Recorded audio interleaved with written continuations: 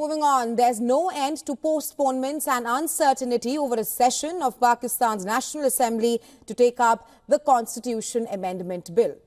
The session that was to be held on Sunday morning has now been postponed to 3 p.m. Prime Minister Shehbaz Sharif chaired a meeting of the Union Cabinet into the wee hours on Sunday. Defence Minister Khwaja Asif has said that the Federal Cabinet has granted in-principle approval for the 26th Amendment. The minister also said that all aspects of the draft approved by the committee were put forth in the Cabinet meeting. Concerns of coalition parties were also taken into account, that is during the discussions. Over the days, however, it has boiled down to a numbers game in Parliament, digging up an old flashpoint between the Shehbaz Sharif government and the opposition party led by Imran Khan. Maulana Fazlur Rahman, who met Imran Khan in jail, says that the message from the PTI chief was positive.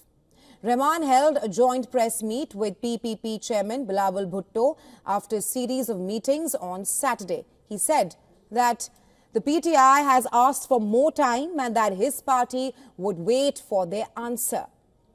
Pakistan Muslim League Nawaz, that is the PMLN, and Pakistan People's Party, that is PPP, and Jamaat Ulema-e-Islam Fazla, all these three parties have agreed on judicial reforms through the proposed constitutional amendments. But the Maulana Fazlur Rahman-led party, that is JUIF, is still not in favour of some other points in the bill. Take a look at what are some of the proposed amendments that are starting with. Number 1, an increase in retirement age for Supreme Court judges to 68 from the current age, which is 65. Also proposed is a 3-year term for the Chief Justice of Pakistan. A parallel federal constitutional court alongside the Supreme Court, and the authority to appoint the Chief Justice of the Supreme Court and the Chief Justice of the Constitutional Court to be transferred to the Prime Minister based on recommendations from an 8-member National Assembly committee. Well, these are some of the pointers of the Pakistan government's constitutional amendment bill. However, getting the amendment through Parliament is appearing to be a real challenge at the moment. According to Pakistan's law, the amendments require a 2/3 majority in both the houses of Parliament. The lower house, called the National Assembly, has 336 seats, while the Senate, the upper house, has 96. The government needs at least 224 votes in the National Assembly out of the 336 and 64 in the Senate to push its package forward. And this is appearing to be tough. It's easier said than done at this point of time. The Pakistan National Assembly has a strength of 336 members, which means a 2/3 majority mark is at 224. The government coalition has a strength of 212. That is, it is falling 12 short of a 2/3 majority to pass the bill. And well, for more on this, a Pakistan Bureau Chief Anas Malik has sent us this report from Islamabad. Take a look.